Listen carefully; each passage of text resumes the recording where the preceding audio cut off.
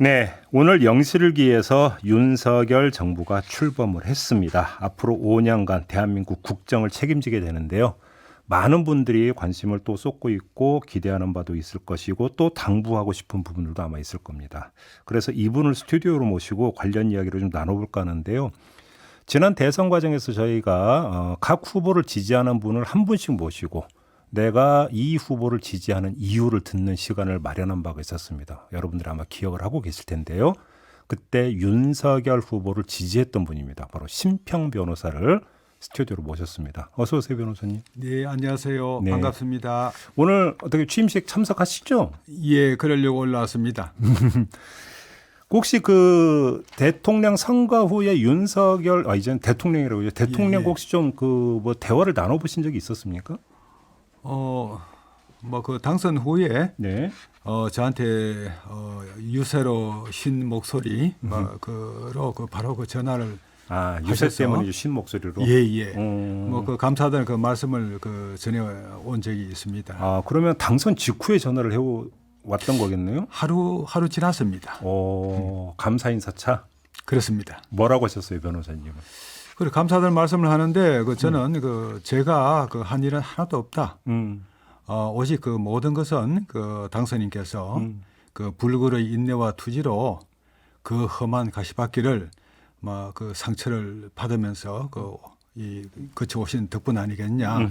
저는 아무것도 한 일이 없다. 이렇게 말씀드렸습니다. 알겠습니다. 아무튼 이제 오늘 윤석열 정부가 이제 출범을 했는데요. 예. 소회가 남다르실 것 같은데 좀 한 말씀 해주신다면. 여하튼 제가 이런 말씀이 조금 거북할 수가 있습니다만은 제가 이재명 후보하고도 각별한 인연을 가지고 그때도 그 말씀 잠깐 하셨어요. 예. 그리고 또 윤석열 후보를 집중적으로 공개하던 뉴스타파나 열린공감, 서울의 소리 이쪽하고 제가 깊은 관련을 맺고 있습니다.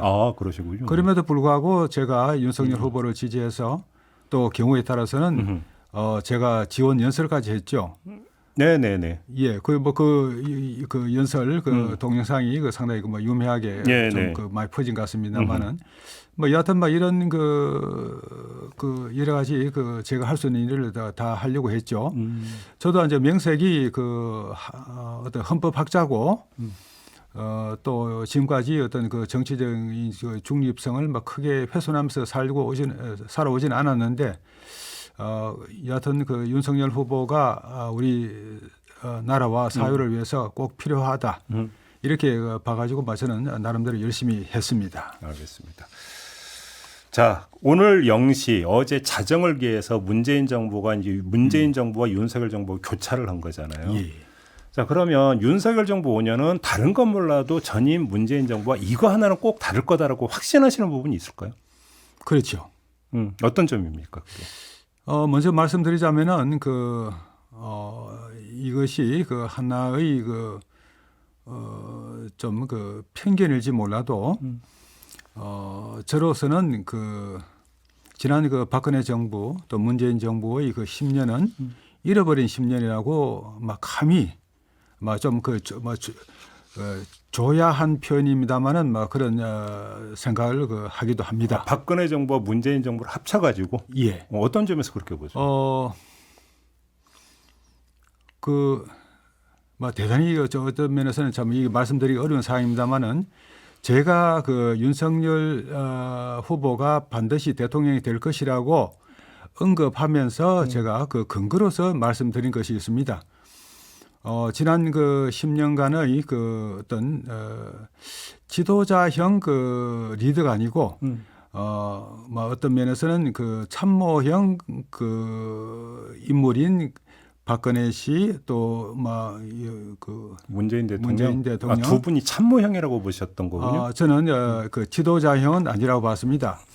이런 10년의 어떤 통치 기간 동안에 생긴 어떤 면에서는 조금은 무능했던 그런 리더십에 대한 반성으로 국민들이 강한 리더십을 가진 지도자의 존재가 출현하기를 바랐던 것이 저는 하나의 시대 정신이라고 봤습니다. 예. 그런 면에서 윤석열 대통령은 앞으로 그가 가진 그 강력한 그 리더십과 또 그 여러 가지 그 뛰어난 그 대중 정치인으로서의 면모를 우리 앞에 그 보일 것이 아닌가 저는 그런 기대를 합니다. 그렇게 보시는 거군요.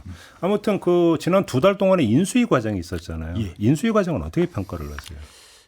인수위 과정은 뭐 아직까지는 그 뭐 당선인 신분이 그 법적으로 그 과연 뭐 어떤 그 집행권을 가지지는 않았습니다. 그렇죠. 예. 그 상당히 모호하죠. 뭐 그래서 그 아직은 막 평가를 하기가 그렇습니다만은 뭐 저 개인적인 생각입니다만은 뭐 자꾸 오늘 근데 제가 이 개인적인 생각을 말씀드려서 대단히 죄송합니다만은 예.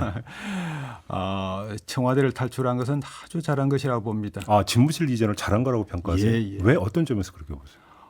청와대에서 그 안에 대통령이 그 갇히기 마련이 아닌가. 그 안에서 어떤 그 민주적인 그 사고를 그 실현할 수 있는 그런 기회가 빼앗긴 것이 아닌가.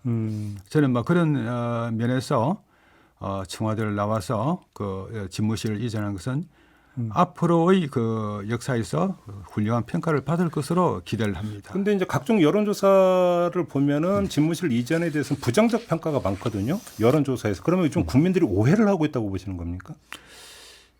그 국민들이 생각하시는 것도 물론 일리가 있고요. 뭐 그런 걸 오해라고 이 단정 지으면서 그런 것을 뭐 어떤 부정적으로 그 보는 것은 대단히 오만한 생각이죠. 오호. 그 대통령 그 국민들이 이제 대통령 그 집무실을 이전한 것에 대한 비판은 그 나름대로 충분히 그 이유가 있고 또 근거가 있고 네. 또 그 정당한 비판이라고 생각합니다. 다만 강조점이 좀 다르다 이렇게 보시는 거죠? 그렇죠. 그리고 그 국민들이 과연 그 청와대에서 대통령들 뭐 상당수가 혼밥을 하면서 제대로 그 과연 그 국정을 그렇게 그 막 고심하면서 바쁘게 네네. 운영했을까 하는 그런 점에 관해서 정확한 지식을 갖고 있지 않다고 생각합니다. 그렇군요. 알겠습니다. 저번에 그때 그 저희가 모셔서 인터뷰를 할 때 어떤 말씀을 주셨냐면 그 사람 보는 눈이 아직은 좀 더 익어야 한다. 예. 이런 말씀을 하신 적이 있었거든요. 예. 자, 지금 그 윤석열 대통령이 당선인 시절에 했던 인사를 두고 참 여러 가지 논란이 있는데 그렇죠. 어떻게 평가하십니까? 뭐 그 점에 관해서도 역시 그 여러 가지 그 비판적 견해 그런 부분은 반드시 그 우리가 그 경청을 그 해야 될 것입니다. 예. 또 존중되어져야 하고요. 예.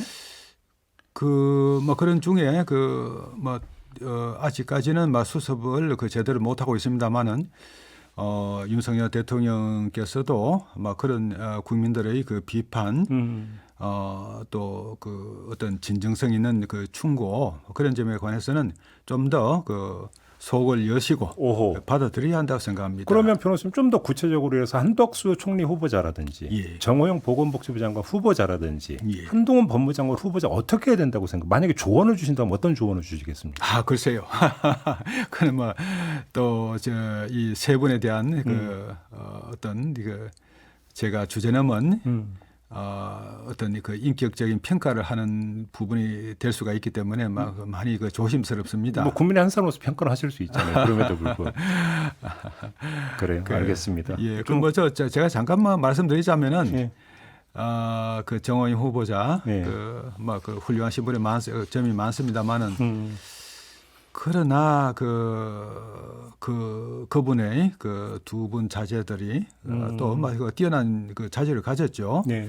그럼에도 불구하고 이 한국 사회의 그 독특한 그 여러 가지 그 병폐가 있지 않습니까? 막 이 뭐 연고주의니 뭐 그런 것만 나타나는 그게 하나의 그 집단 내부에서는 내부적 온정주의로 나타나는 거죠.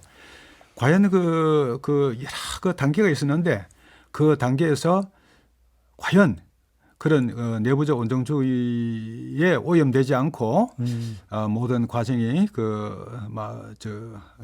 깨끗하게 진행되었을까 하는 그런 점에 관해서는 그 점에 관해서 역시 국민들이 의구심을 가지는 거죠. 일반 국민 정서법을 좀 존중할 필요는 있다 이런 말씀이십니까? 아마 국민 정서법이라고 하기보다는 예. 대체로 또 여러 사람들이 그 말하고 하면은 그 비판의 그 정당성이 예. 대체로 그 갖춰지는 거 아니겠습니까? 막 그런 점에 관해서 좀 더 세밀한 이 그 관심을 가지고 예. 이 판단을 그 하셔야 될 것이 아닌가 생각합니다. 그다음에 또 하나의 논란이 이제 일부 공약 후퇴 논란이 있잖아요. 예. 이건 어떻게 보세요? 그 뭐 공약은 뭐 그 다 지킬 수는 없겠죠.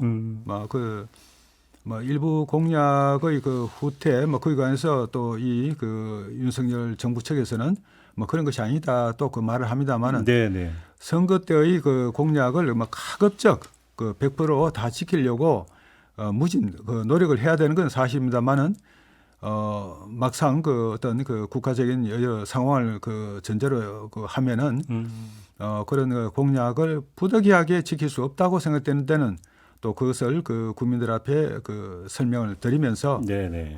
그것을 뭐 수정 해 나가야 되지 않을까 뭐 그런 생각을 합니다.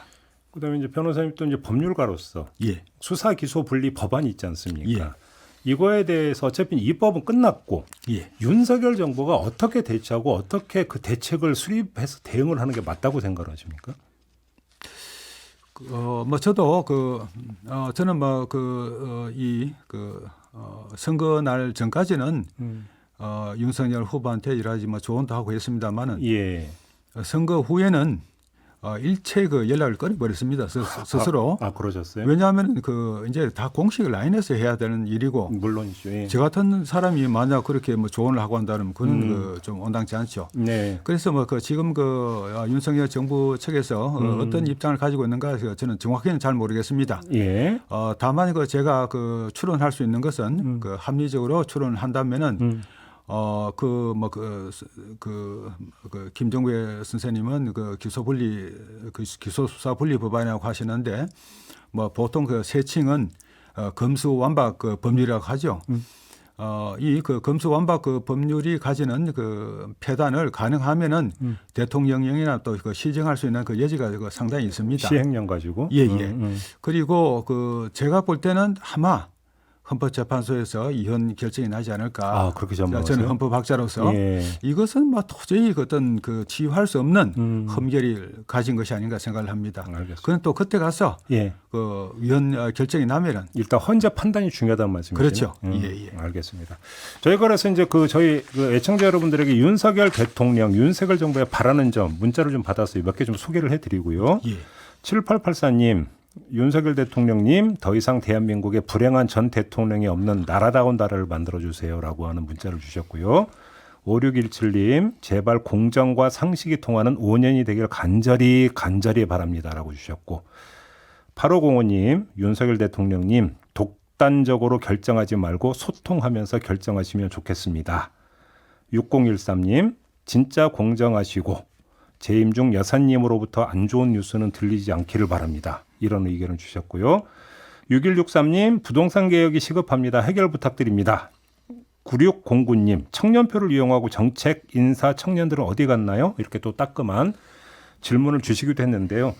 우리 변호사님께도 한번 좀 마지막으로 이런 부탁을 드려보고 싶은데 윤석열 대통령이나 윤석열 정부에게 꼭 당부하고 싶은 건 내지 이것만은 꼭 경계하라. 이런 말씀을 주시고 싶다면 어떤 걸 꼽으시겠습니까? 저로서는 네. 우리 한국 사회가 갖고 있는 여러 병폐가 있죠. 그 병폐들을 거기에 물들지 말고 그것을 뛰어넘을 수 있는 그런 용기를 가져 달라는 그런 생각을 하고 싶죠. 병폐라면 예를 들면 어떤 걸 말씀하시는 걸까요? 그런 우리 한국 사회가 오랜 역사적인 연원에서 비롯된 어떤 연고주의라든지 그렇죠. 네파티즘 그런 게 어느 나라보다 강합니다. 이런 것을 과감하게 뛰어넘을 수 물론 그것이 바로 이제 공정의 실현이죠. 이 공정의 실현이라고 하는 것이 쉬운 것은 아닙니다. 그러나 어떤 상황에서도 초심을 잃지 않고 공정의 마음을 실현하겠다는 의지를 더욱 연단해 나가기를 바라겠습니다. 알겠습니다. 오늘 말씀 이제 마무리해야 될 것 같은데 오늘 취임식 참석 잘하시기 바라고요, 변호사님. 고맙습니다. 네, 오늘 말씀 잘 들었습니다. 고맙습니다. 네, 고맙습니다. 네, 지금까지 심평 변호사와 함께했습니다.